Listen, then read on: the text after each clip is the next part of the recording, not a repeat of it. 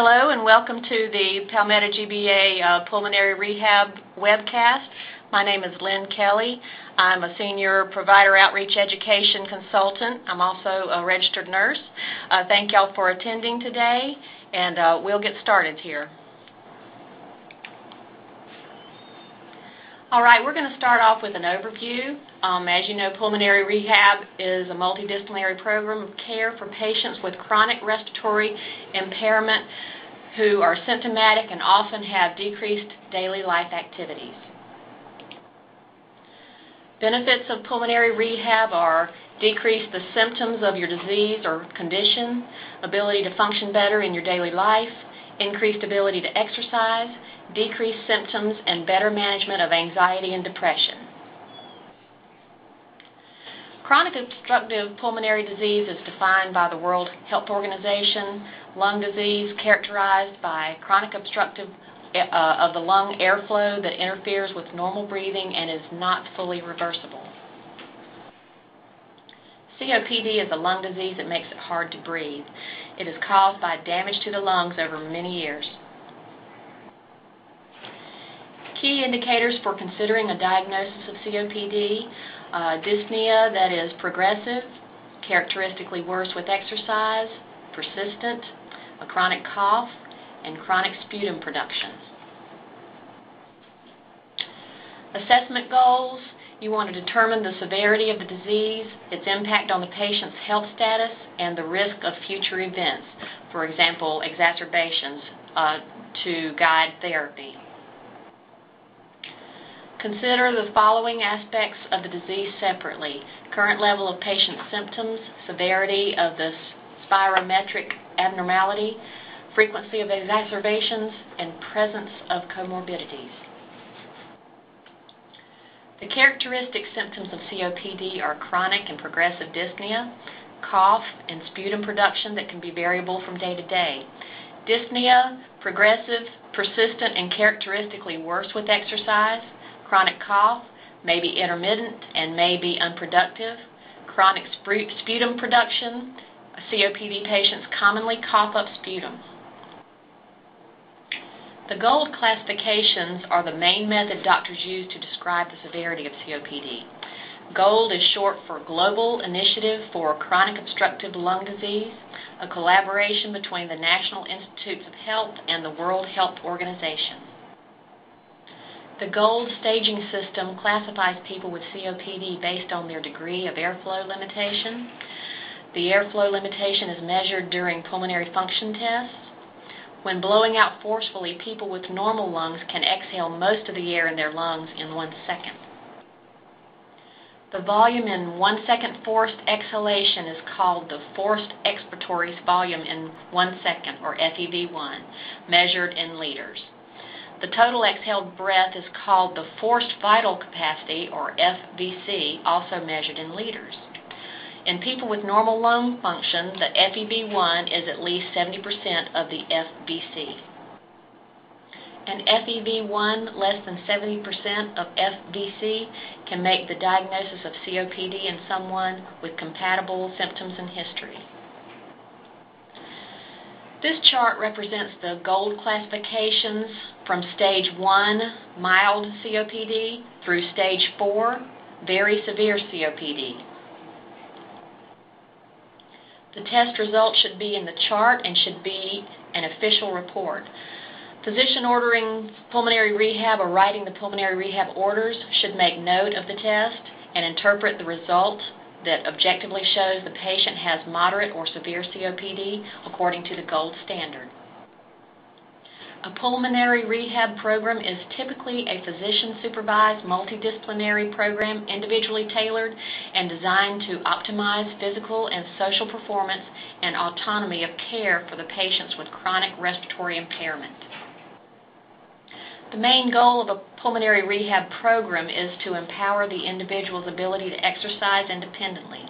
Exercise is combined with other training and support mechanisms to encourage long-term adherence to the treatment plan. The pulmonary rehab program is individually tailored and designed to optimize physical and social performance and autonomy. Effective January 1st of 2010, Medicare Improvements for Patients and Providers Act, MIPPA, provisions added a physician-supervised comprehensive pulmonary rehab program for patients with moderate to severe COPD.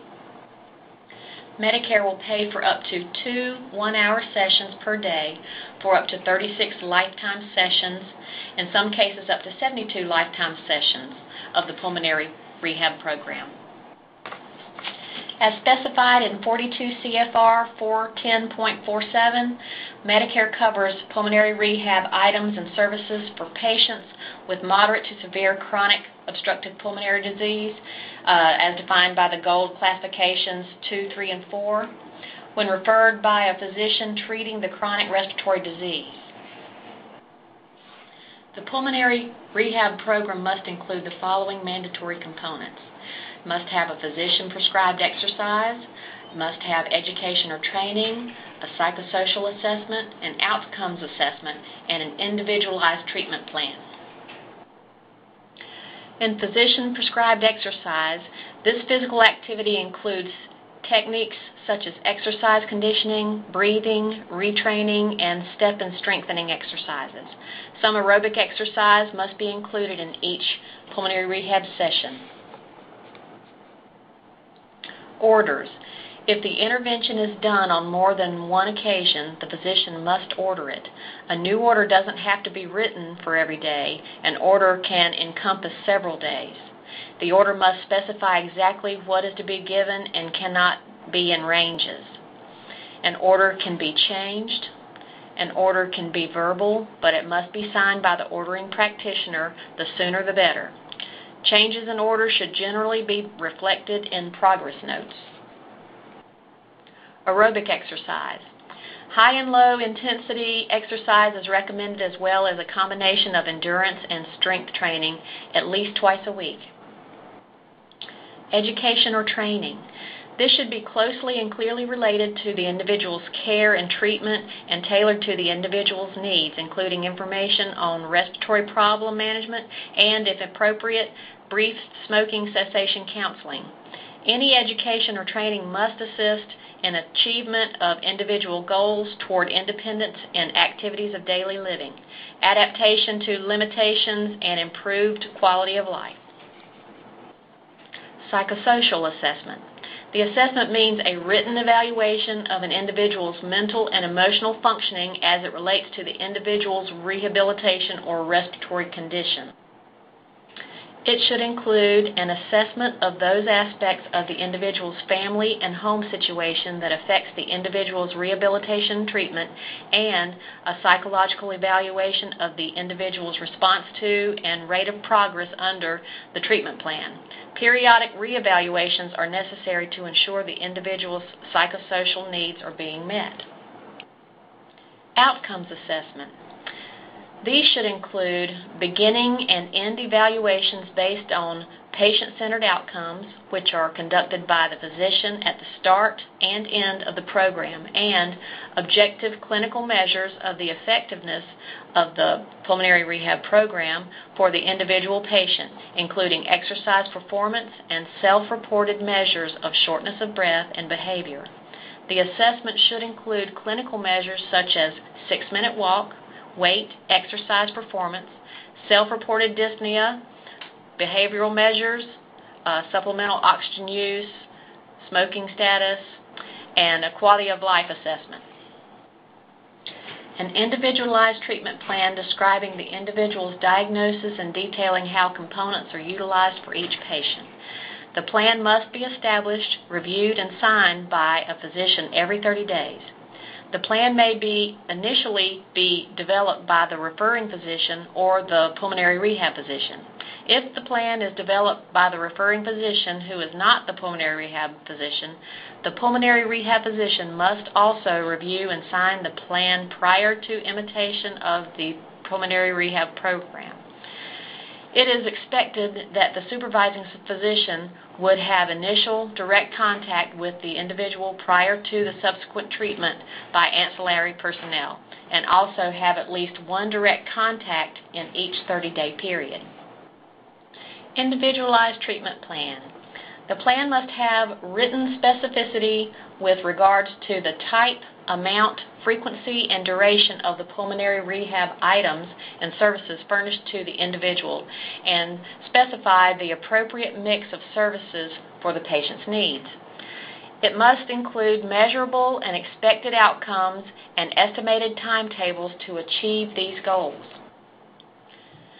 Written plan established, reviewed, and signed by a physician every 30 days that describes all of the following: the diagnosis, the type, amount, frequency, and duration of the items and services under the plan, the goals set for the individual. Pulmonary rehab items and services must be furnished in a physician's office or a hospital outpatient setting. The setting must have the necessary cardiopulmonary, emergency, diagnostic, and therapeutic life-saving equipment.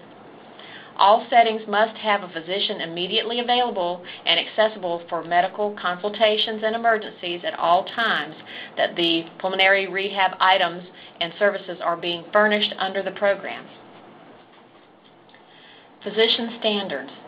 Physician is responsible and accountable for the pulmonary rehabilitation program, including oversight of the pulmonary rehab staff, is involved substantially in consultation with staff in directing the progress of the individual in the program, including direct patient contact related to the periodic review of his or her treatment plan. Has expertise in the management of individuals with respiratory pathophysiology and cardiopulmonary training. Has license to practice medicine in the state in which the pulmonary rehabilitation program is offered. Direct supervision means the physician must be present in the office suite and immediately available to furnish assistance and direction throughout the performance of the procedure. For pulmonary rehab, direct supervision must be furnished by a doctor of medicine or osteopathy. Documentation. Progress notes. A physician admitting note stating the diagnosis and problems of the individual, outlining the plan of treatment, the modalities to be used, and the goals of the therapy. Evidence in the record that a physician directed care, notation in the record of supervision of each session. Coding requirements. G0424, pulmonary rehabilitation including exercise, includes monitoring per hour per session. Maximum of 2 one-hour sessions per day.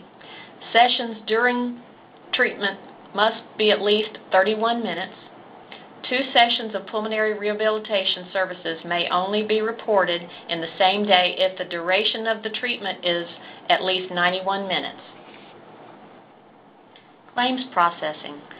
Medicare contractors will pay claims for HCPCS code G0424 only when services are provided in the following places of services. 11, which is a physician's office, or 22, which is a hospital outpatient. Medicare will deny claims for HCPCS code G0424 performed in any other than and billed without place of service 11 or 22. Completion of prepayment service-specific targeted medical review of outpatient pulmonary rehab, HCPCS G0424, in North Carolina, South Carolina, and Virginia, West Virginia. Palmetto GBA performed service-specific prepayment complex reviews on claims for HCPCS code G0424, outpatient pulmonary rehab in North Carolina, South Carolina, Virginia, and West Virginia for the period of February 2014 through April of 2014. The results of the service-specific targeted medical review for all states are presented here. For North Carolina, a total of 342 claims were reviewed, with 287 of the claims either completely or partially denied. The total dollars reviewed was $359,466.35, out of which $273,146.51 were denied, resulting in a charge denial rate of 76%.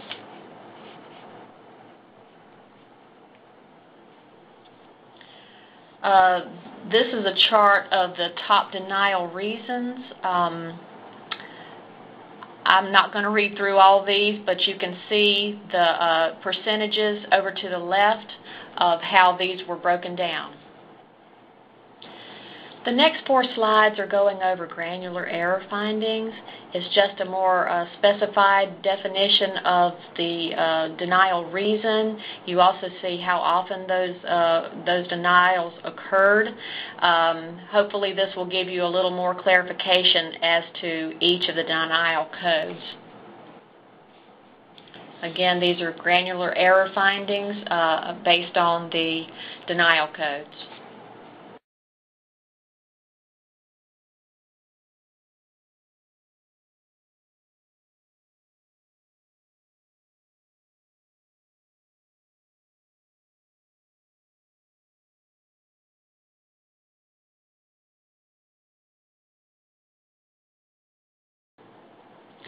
In South Carolina, a total of 109 claims were reviewed, with 94 of the claims either completely or partially denied.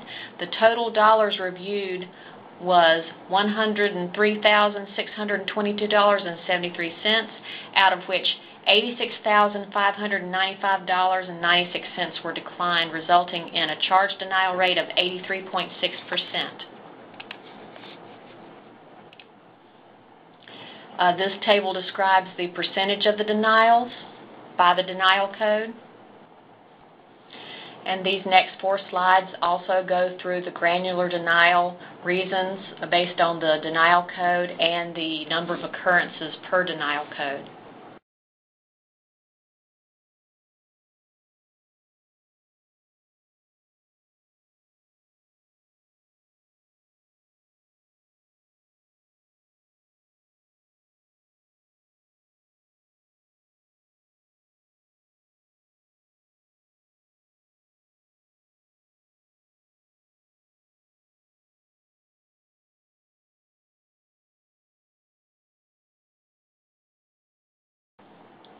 In Virginia and West Virginia, a total of 377 claims were reviewed, with 292 of the claims either completely or partially denied.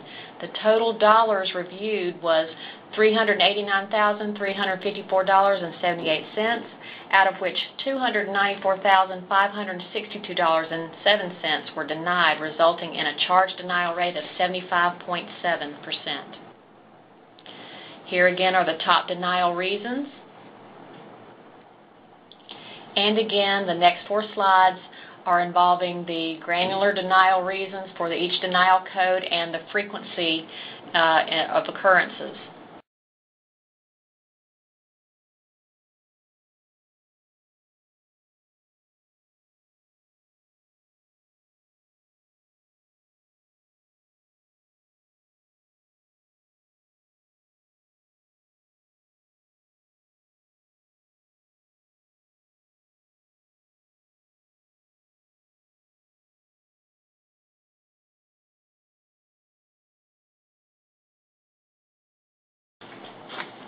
Denial reasons and prevention recommendations. For reason code 5D902 or 5H902, documentation did not include required components. Reason for the denial: this claim was fully denied because the following components of the pulmonary rehab program were not submitted in the medical record. Physician prescribed exercise, education or training, psychosocial assessment, outcomes assessment, and individualized treatment plan. How to avoid this denial: submit the program component requirements when responding to the ADR request. For more information, refer to CMS Internet-Only Manuals, Publication 100-04, Medicare Claims Processing Manual, Chapter 32, Section 140.4. Change Request 6823 and CMS Medicare Learning Network MLN Matters Article MM6823, Pulmonary Rehab Services. Denial Code 5D901 or 5H901, Pulmonary Rehab not warranted for diagnosis. Reason for denial: the claim was fully denied because the condition required for coverage of pulmonary rehabilitation services was not submitted in the medical record. CMS Manual System, Publication 100.04, Medicare Claims Processing Manual, Chapter 32, Section 140.4 states, as specified in 42 CFR 410.47, Medicare covers pulmonary rehabilitation items and services for patients with moderate to severe COPD, defined as Gold Classification 2, 3, and 4, when referred by the physician treating the chronic respiratory disease. To avoid this denial, submit the information required for coverage when responding to the ADR request. For more information, refer to CMS Internet Manuals, Publication 100-04, Medicare Claims Processing Manual, Chapter 32, Section 140.4. Denial Code 5D169 or 5H169, Services Not Documented. Reason for denial: this claim was partially or fully denied because the provider billed services items not documented in the medical record submitted. To avoid this denial, submit all documentation related to the services billed. Ensure that results submitted are for the date of service billed, the correct beneficiary, and the specific service billed. Again, for more information, refer to Code of Federal Regulations 42 CFR sections 410.32 and 424.5. The article below can be located on the Palmetto GBA website, and of course that's palmettogba.com, using the search feature. Responding to an outpatient therapy additional development request. Denial Code 5D404 or 5H404, no orders, referrals for pulmonary rehabilitative services. Reason for this denial: the services billed were not covered due to no physician's order or referral for pulmonary rehab services. In order to avoid unnecessary denials for this reason, the provider should ensure that the physician's orders/referrals cover the services to be billed prior to billing Medicare. When responding to an ADR or additional documentation request, ensure that all orders or referrals for services billed are included with the medical records. The Medicare program requires that the physician order or referral is set up for furnishing services. Again, for more information on the Medicare coverage issue, references include, but are not limited to, these resources. You have 42 CFR 410.47, Pulmonary Rehab Program, Conditions for Coverage, Medicare Claims Processing Manual, Chapter 32, Billing Requirements for Special Services. Denial Code 5D903 or 5H903, physician must be readily available. Reason for this denial: the claim was denied because the requirement for pulmonary rehab services regarding the program must be under the direct supervision of a physician was not met. To avoid this denial, provide documentation that the physician is present in the facility and immediately available to furnish assistance and direction throughout the performance of the procedure. For more information on this, look at CMS Internet-Only Manuals, Publication 100-4, Medicare Claims Processing Manual, Chapter 32, Section 140.4, Code of Federal Regulations, 42 CFR, Section 410.32.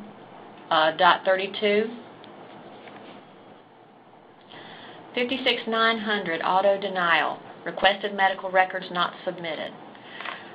Reason for denial: the services billed were not covered because the claim was not submitted or not submitted timely in response to an additional development request, an ADR. When an ADR is generated, the provider has 30 days from the date the ADR was generated to respond with medical records. In accordance with CMS instructions, if the documentation needed to make a medical review determination is not received within 45 days from the date of the documentation request, Palmetto GBA will make a medical review determination based on available documentation. If the claim is denied, payment will be denied or an overpayment will be collected. To avoid this denial, be aware of the ADR date and the need to submit medical records within 30 days of the ADR date. Submit the medical records as soon as the ADR is received. Monitor the status of your claim in the Direct Data Entry or DDE and begin gathering the medical records as soon as the claim goes to the location of SB 6001. Return the medical records to the address on the ADR. Be sure to include the appropriate mail code or station number.